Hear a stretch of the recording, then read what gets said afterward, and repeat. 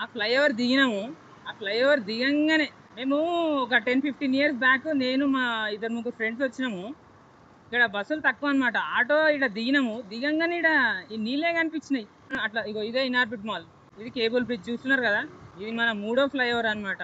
First ఏమో ఆడ outer ring road దగ్గర ఎక్కినాము. ఔటర్ రింగ్ రోడ్ దగ్గర ఎక్కి దిగిన తర్వాత ఆడొక లెఫ్ట్ తీసుకొని రైట్ తీసుకొని ఇంకో ఫ్లైఓవర్ ఎక్కినాం. మళ్ళీ అది దిగంగానే ఇది కేబుల్ బ్రిడ్జ్ అనమాట. ఇక్కడ మంచిగా సైకిల్ వాకింగ్ కూడా ఉన్నది.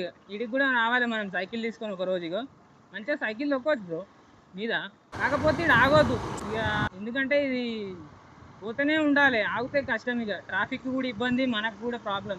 వెళ్ళిపోతూనే ఉంటే బెటర్. ఇగో ఇన్ని బోర్డులు పెట్టిర్రు, నో పార్కింగ్. అడుగడుగున బోర్డులే ఉన్నాయి. ఇన్ని బోర్డులు పెట్టినాక కూడా ఎట్లా ఆగుతుందని చెప్పుకోండి. ఇలా దుర్గం చంద్ర బోటింగ్ కూడా ఉంటుంది బ్రో.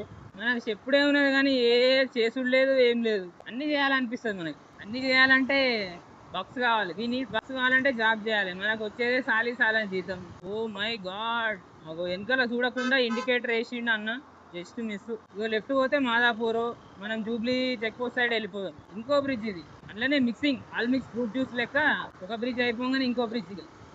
బ్రిడ్జ్లుగా మనం ఈ ఏం చూస్తలే. మన యాక్షన్ కెమెరాలో ఛార్జింగ్ ఉందా లేదా, అయిపోయిందా, బ్యాటరీ ఎంత ఉంది. అందుకే బ్యాటరీ కేసు కూడా తెచ్చుకున్నా. ఒకటి బ్యాటరీ తెచ్చుకున్నా, పవర్ బ్యాంక్ తెచ్చిన.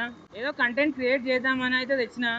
ఏమన్నా యూస్ఫుల్ ఉంటే సబ్స్క్రైబ్ చేసుకోండి. ఇగో మనం చూస్తున్నారు కదా, కేబుల్ బ్రిడ్జ్ మీద అయితే ఉన్నాం అనమాట. ఓ ఇక్కడ లిమిట్ 40 ఉన్నది. ఓ చూస్తున్నారు కదా, కేబుల్ బ్రిడ్జ్ ఎండింగ్ అనమాట. మనమైతే ఎండింగ్ వచ్చేసాం. పెద్దమ్మ గుడి ఈయనే ఉంటది. ఈ లెఫ్ట్ సైడ్ లో లెఫ్ట్ తీసుకుంటే ఎవరినన్నా అడిగితే చెప్పేస్తారు అనమాట. ఈడ ఎన్నో బోర్డు కూడా ఉంటది నాకు తెలిసి.